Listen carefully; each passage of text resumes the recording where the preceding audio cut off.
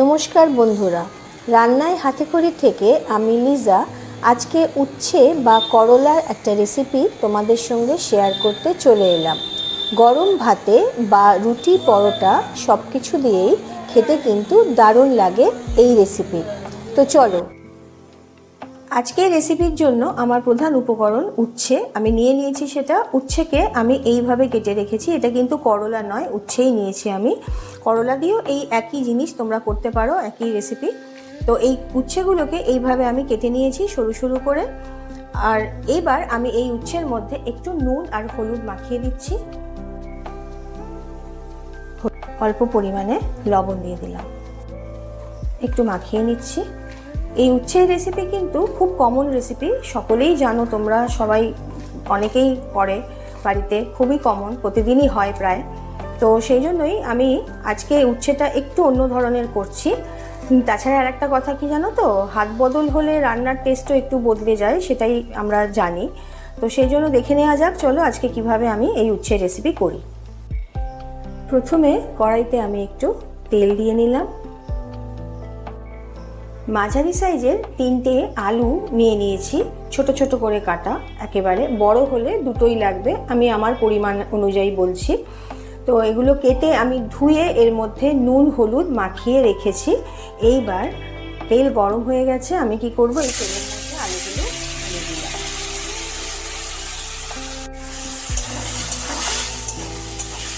আলুটাকে ভেজে নিতে হবে ভালোভাবে। যেহেতু নুন হলুদ দেওয়া আছে সেহেতু একটু নাড়িয়ে নিলাম। নাড়িয়ে নিয়ে আলুটা ভাজার জন্য আমি চাপা দিয়ে দিলাম। মিনিট 3-4 পরে ফিরে এলাম। আলুটা আমার ভাজা হয়ে গেছে, দেখতে পাচ্ছ লাল লাল একটু হয়ে গেছে। এই আলুর মধ্যে এবার আমি দিয়ে দিচ্ছি একটু পোস্ত বাটা, এর মধ্যে আমি দিয়ে দিলাম। এই পোস্ত বাটাটা আজকে আমি এই রান্নায় ব্যবহার করছি।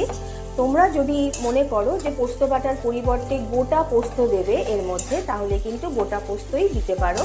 আর আমার বাড়িতে যেহেতু একটু বয়স্ক মানুষেরা থাকেন, তো সেই জন্যই আমি গোটা পোস্ত খেলে তাদের একটু অসুবিধে হয়, দাঁতের প্রবলেম হয়, তো সেই জন্য আমি সেক্ষেত্রে একটু বাটা পোস্ত ব্যবহার করলাম। তোমরা যেটা মনে করো যদি কেউ গোটা পোস্ত দেবে তো দিতে পারো। পোস্ত দিয়ে আলুটা বেশ একটু ভাজা ভাজা করে নিলাম। এবার আমি এটা তুলে রাখছি।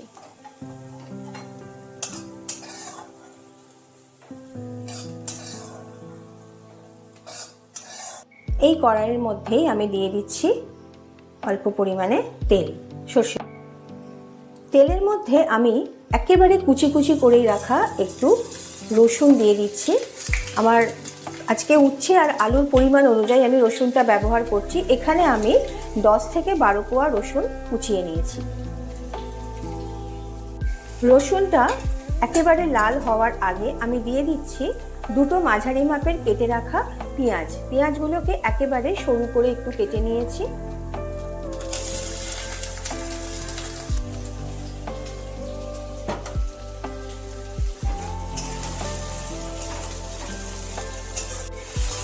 পেঁয়াজটা একটু ভেজে নিতে হবে, একেবারে লাল করে না, অল্প একটু ভাজা ভাজা করে নিতে হবে। আধ ভাজারও কম হবে ভাজাটা। দেখো আমি তোমাদের দেখাচ্ছি। রসুন আর পেঁয়াজটাকে একটু ভাজা ভাজা করতে হবে। এবার আমি হলুদ আর নুন দিয়ে মাখানো যে উচ্ছেগুলো একটু জলটা চিপে নেব, কারণ একটু চিপে নিলে কি হয়, একটু তেতো ভাবটা কমে যায়। অনেকে তো খেতে যায় না, মানে বাচ্চারা কেন, শুধু বড়রাও কিন্তু খুব একটা ভক্ত নয় উচ্ছেটা খাই আমরা শরীরের উপকারের জন্য, তাই না? সেই জন্য আমি উচ্ছেটা যেটা আমি নুন হলুদ দিয়ে মেখে রেখেছি সেটা আমি একটু নিকড়ে নিচ্ছি। জলটা দিয়ে আমি কড়ার মধ্যে দিয়ে দিচ্ছি।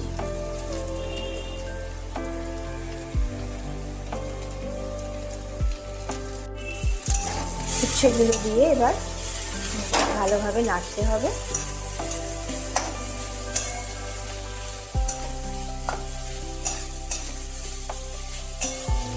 বেশ কিছুদিন হয়ে গেল তোমাদের সাথে আমি রান্না রেসিপি শেয়ার করছি। তো ব্যাপারটা কি, আমার এই রান্নাটা আমি বেশি একটু মন দিয়ে দেখাতে গিয়ে, যাতে তোমরা ভালোভাবে দেখতে পারো আর কি, সেই জন্য এটা দেখাতে গিয়ে আমার কথা মাঝে মাঝে আটকে যায়, আমি ঠিকমতো কথা বলতে পারি না। এটা আমার একটু প্রবলেম হয়। তো সেই জন্য তোমরা একটু মানিয়ে গুছিয়ে নিও, তোমরা তো আমাকে বুঝতে পারছো এই কদিনে। উচ্ছেটা ভাজার জন্য আমি ভালোভাবে একটু নেড়ে গ্যাসের ফ্লেমটা মিডিয়ামে রেখে একটু চাপা দিয়ে দিলাম। 4-5 মিনিট বাদে চলে এলাম।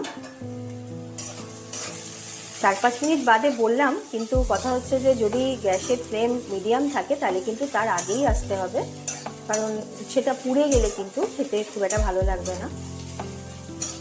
উচ্ছেটা ভাজা হয়ে গেছে অল্প অল্প, দেখো। এইবার আমি এর মধ্যে দিয়ে দেব কেটে রাখা টমেটো। টমেটোটা ছোট ছোট করে কেটে রেখেছি, আমি দিয়ে দিচ্ছি এর মধ্যে। আমি আমার উচ্ছের পরিমাণ অনুযায়ী টমেটোটা নিয়েছি, একটা বড় মাপের টমেটো নিয়ে নিয়েছি।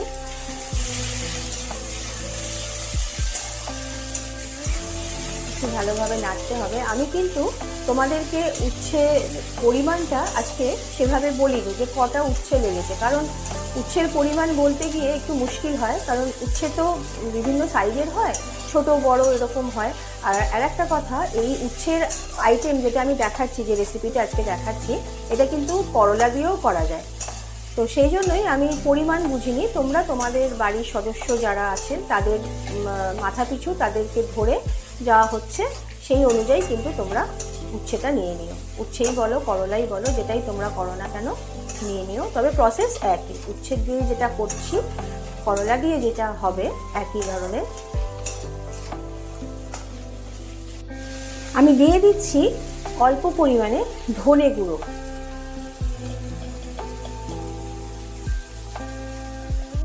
দিয়ে দিচ্ছি একটু পরিমাণ মতো হলুদ।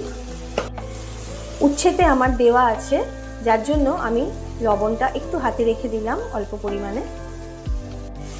এবার আমি একটু নেড়ে দিচ্ছি।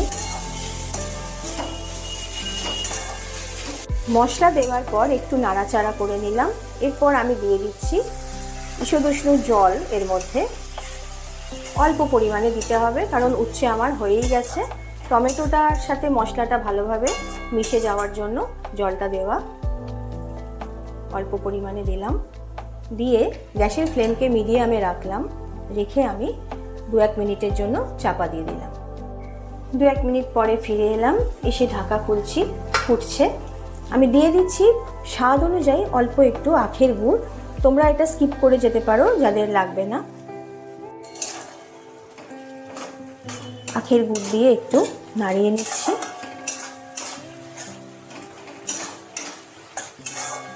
দিয়ে দিচ্ছি চেরা কিছু কাঁচা লঙ্কা। ঝালটা কিন্তু আমি একেবারেই দিইনি, যার জন্য আমি দিয়ে দিলাম এখানে ঝালের জন্য চেরা কিছু কাঁচা লঙ্কা। এবার ভেজে রাখা আলু, যেটা আমি পোস্ত দিয়ে ভেজে রেখেছিলাম, সেটা আমি দিয়ে দিচ্ছি। এ প্রসঙ্গে একটা কথা বলে রাখি, তোমরা যাদের ধরো বাড়িতে একেবারে উচ্ছের সাথে আলুটা খাওয়া বারণ, বা উচ্ছেটা তো সাধারণত আমরা খাই, সুগার আছে যাদের, তাদের জন্য সবসময় সবার ক্ষেত্রেই এটা খুব উপকারী জিনিস, কিন্তু যাদের সুগার আছে তাদের তো আলু খাওয়াটা চলে না সবসময়। সেই জন্য যদি তোমরা মনে করো যে এই আলুটা দেবে না এই পোস্তর সাথে আলু ভাজা যেটা রেখেছি, তাহলে সেটা কিন্তু নাও দিতে পারো।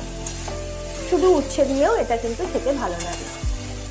আমি যেভাবে করছি সেভাবে উচ্ছে দিয়েও খেতে ভালো লাগে, সেই জন্যই বারণ করলাম।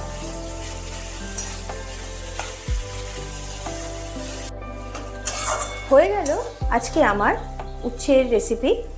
তোমরা প্রত্যেকেই খেয়ে আমাকে অবশ্যই আমার কমেন্ট বক্সে জানিও, যারা আমার চ্যানেল দেখছো আজ পর্যন্ত। আর যারা নতুন বন্ধু হয়ে এসেছো আমার পাশে থাকতে, তাদেরকে বলি তারা আমাকে সাবস্ক্রাইব করে দিও, আর লাইক শেয়ার তো করোই। তা খেয়েও তোমরা দেখো কিন্তু কীরকম হলো আজকে এই উচ্ছের রেসিপি, অবশ্যই তোমরাও আমাকে আমার কমেন্ট বক্সে জানিও। তো আজকের মতন তাহলে চললাম, কালকে আরেকটা নতুন ধরনের রেসিপি নিয়ে তোমাদের সাথে চলে আসবো শেয়ার করতে। আজকের মতন টাটা। তোমরা সকলে সুস্থ থেকো, ভালো থেকো।